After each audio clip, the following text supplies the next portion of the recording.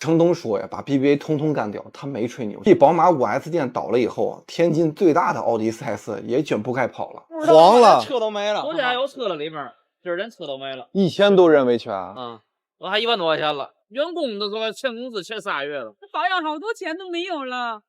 多少钱啊？他做了1次保养，交了1万多。我们也1万多。我操，我也1万多。我还2年做了1次，我还2年那个嘛呢？80万一个奥迪 A8 没提到。A8 估计这个车主也是来维权的，咱们采访他一下。哥，你也是来维权的吗？啊，对呀，我在这儿充了好几万的卡。我操，你咋充那么多啊？我车在这买的，我寻思这么大件也不能跑了，而且我的车也不能在外边做保养，因为假药啊。我一共没用几回啊，也就1回2回吧。我的好几万块钱，我现在估计够呛。尊贵的奥迪车主一夜之间天塌了，这80万买的 A8 现在不知道该找谁提车，几万块的充值保养全打了水漂。这家还是我们当地数1数2的奥迪4S店，它有 RS 授权。这个位置以前停的就是一台2.8，你看看3000平的展厅，近万平的售后维修车间，一夜之间人去楼空。这个车撞了，拖到这边修，一看店儿没了，掉头又回去了。咱就说这几年豪华品牌利润缩水严重，销量惨的一逼，只能靠降价勉强维持。这个经销商开的红旗也完了，车主啊把门都给堵了。有的人啊为了赶上国五，旧车给店里，钱也交了，新车还没提上，店儿没了。还有隔壁的别克大门紧锁也凉了。据统计啊，过去4年全国倒闭 4S 超过8000家。时代淘汰你时，连声招呼都不打。新能源时代来临，直营模式的崛起，给 4S 快干死了。当你讨厌的人买了台很酷的车，向来管你雷声大雨点小，你的腰挺这么直，怎么高和还能倒？修喇叭80万呢，打水漂了。曾经的国产电车天花板变形金刚了。你说这个呀，车门一开变换形态，简称变态。这架势我以为强度488，没想到是汽车界的8848。男生看你这样上车都区你。孔雀开屏四处发情，花里胡哨只会堆料，操控比不过飞度，智能比不过海鸥。续航你自己说是6折还是7折？5折。概念车具象化的本事原来是车灯投射斑马线，脚踩地板开尾箱。这车坐进去空气都是高级的，座椅都能左右横移，那么高级，是不是上下弹射一块啦？这中间的摄像头是拍给第一排的乘客看的吗？由里到外的科技感，偏偏故障率又拉满。控制3个屏幕的语音助手是副驾，网络还有手机开热点。嘿，屏幕一黑，物是人非。这车电动门都能适应，我还指望它自动驾驶？真酸了你！谎言是不会伤人的，但真相会。我找个专业的人来伤一下你。老板，你还给他估个价。今天是啊，能不能立刻打钱？喂，老婆你要生了，哎，来了。哎，倒闭了我也挺可惜，这样吧，5万，我替他接了。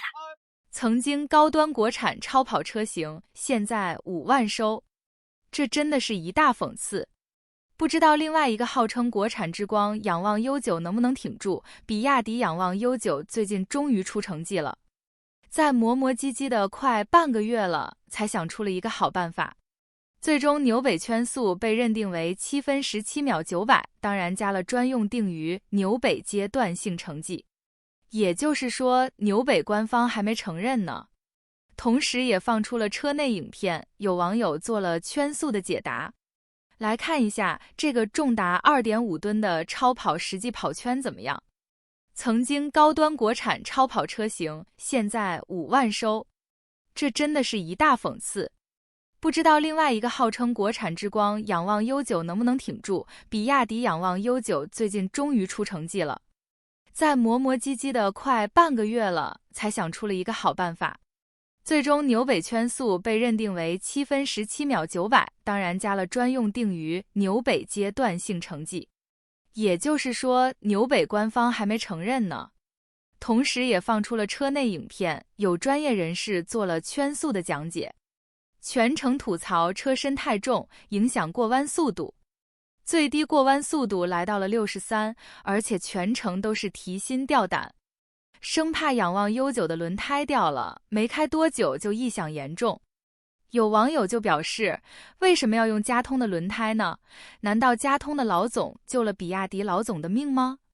还是船夫哥为了通报中的可量产3个字而不得不用的？还有那经典的磷酸铁锂电池，为什么不换成更轻的3元锂电池？那样车身会更轻，背这么重的电池，有人说是比亚迪的面子。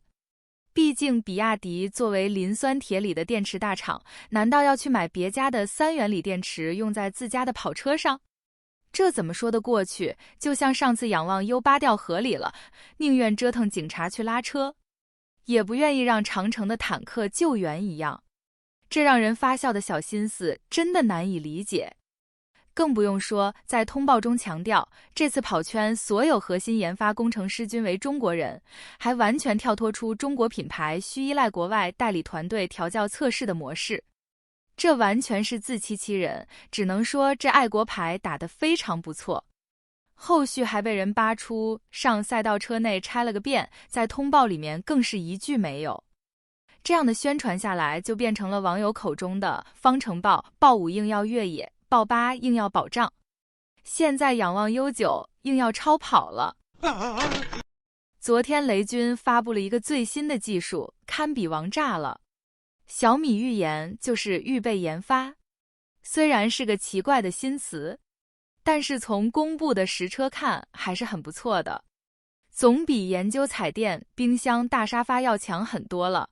小米汽车从刚开始就下定决心，10倍投入，认真造一辆好车，而且呢，从底层核心技术做起。汽车的底层核心技术比较多啊，其中底盘技术呢是最重要的技术之一。我们在底盘技术上投入很大，我们真正做到了量产一代、发布一代、预演一代，这就是小米SU7 Max。它的底盘技术也非常的先进，我们首发了博世的 DPB 加 ESP 10.0， 完全做到了线控夜传，所以整个体验非常不错。这个呢是我们刚刚发布的SU7的 Ultra， 它用了 B 式双腔空簧加 CDC， 它可以让舒适模式更舒适，让运动模式呢更运动。这边呢是我们下一代的智能底盘的技术，这个技术呢非常先进，它包含最核心的4大技术：全主动悬架、4电机系统、48伏的线控制动和48伏的线控转向。这些技术呢可以实现很多有趣的场景，比如说车就可以蹦蹦跳跳，也可以原地掉头、圆规掉头什么的。我用刚发布的小米15给大家演示一下。哇哦，这个车都可以跳起来，而且甚至可以连续跳3次。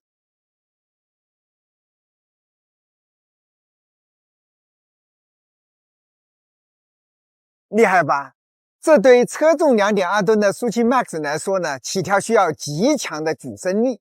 全主动悬架系统的举升力高达44400牛，可以举起来2个SU7 Max， 面对地面的强力冲击呢，也可以轻松的化解。基于强大的主动控制和智能驾驶能力，通过摄像头扫描和结合云端的信息呢，甚至可以预知路面信息，主动调整悬架，零颠簸的通过复杂的路面。我们来一起欣赏一下小米SU7 Max 的尬舞。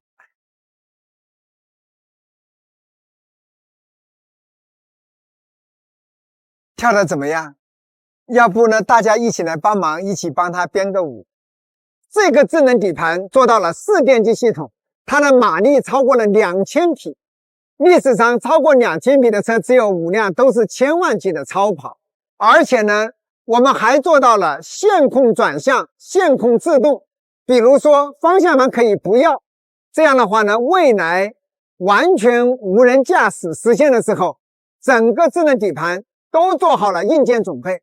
小米SU7 Ultra 呢发布了3电机系统，马力达到了1548匹，非常厉害。我们的实验室呢正在预研下一代的4电机系统，这个4电机呢是由大家熟悉的2台 V8S再加2台全新自研的电机组成了，它的马力呢高达惊人的2054匹。那么这一次全新自研的电机呢，它每一个电机马力呢449匹，峰值扭矩呢380牛米，最高转速呢也是28000转。这个电机呢，我们主要用来做前电机的，它需要在高性能的同时保持小巧。我们是怎么做到的呢？我们创新的采用了 X-pin 的凹组，尺寸缩小了10毫米。我们还重新设计了齐心减速器，使单个减速器呢减重了7公斤，而且尺寸呢缩减了50毫米。我们还采用了同轴的设计，使前电机的系统尺寸得以进一步缩减。我们的前电机的功率密度呢提升了 75%， 高达每公斤 11.89 千瓦。原本前轴上只能放1个电机，现在呢可以放下去2个电机。不仅如此，这4个电机都实现了每秒500次的扭矩控制。4电机的系统不仅马力大、速度快，更重要的是它的操控更稳定、更易操作，整个车呢变得更安全，时时刻刻保持了良好的车身姿态。高性能、轻量化、智能独立、精准控车，我们在多个维度继续挑战电驱技术的极限，这就是我们小米正在预研的4电机系统。全新一代智能底盘的智能汽车，敬请大家期待。雷军真是知道怎么打脸最疼的呀！比亚迪到处炫耀的东西，号称多少年研发出的摇摇车、跳舞、转圈技能都复制过来了。虽然雷军一直在自研，联合自研，现在又来一个预言，营销造词的技术不错，绝对自研。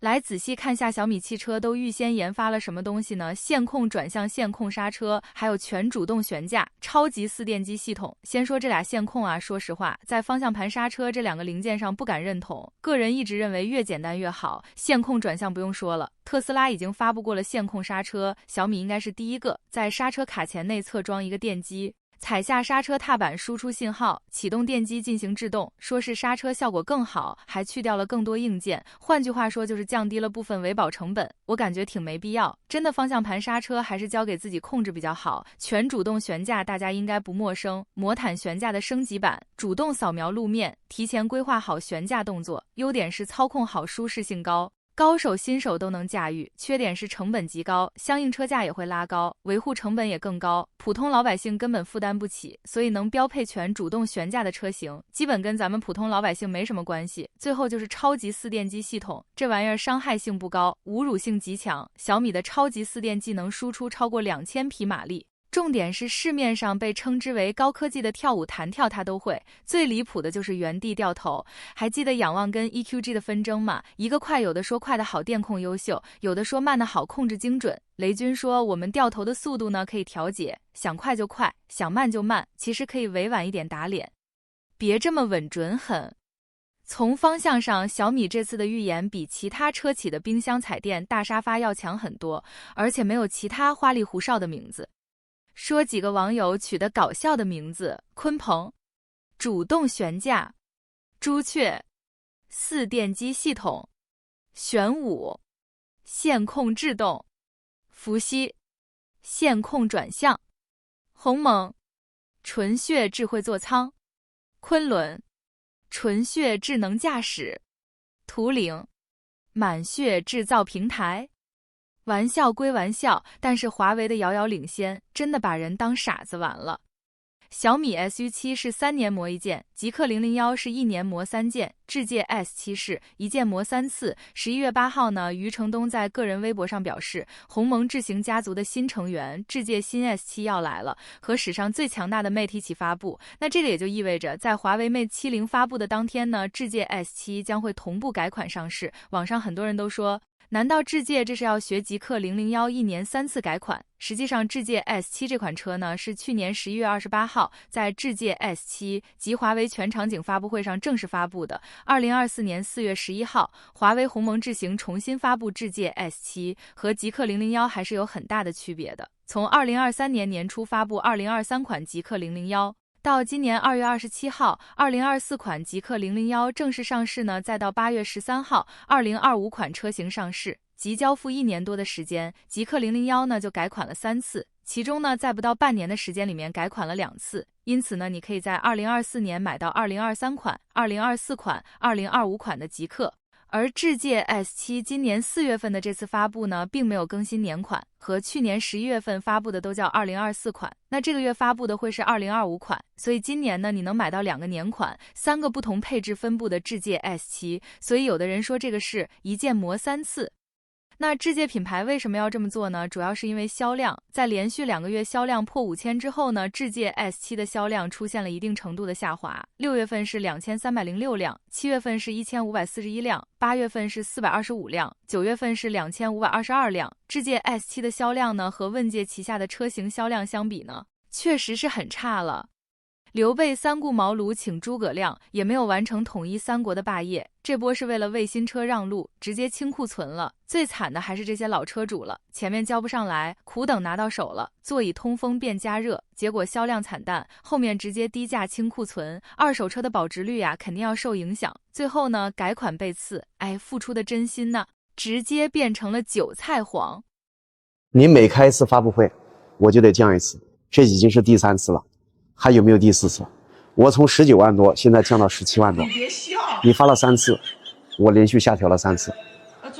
咱这把剑实在磨不亮，咱就放弃吧，好不好，哥哥？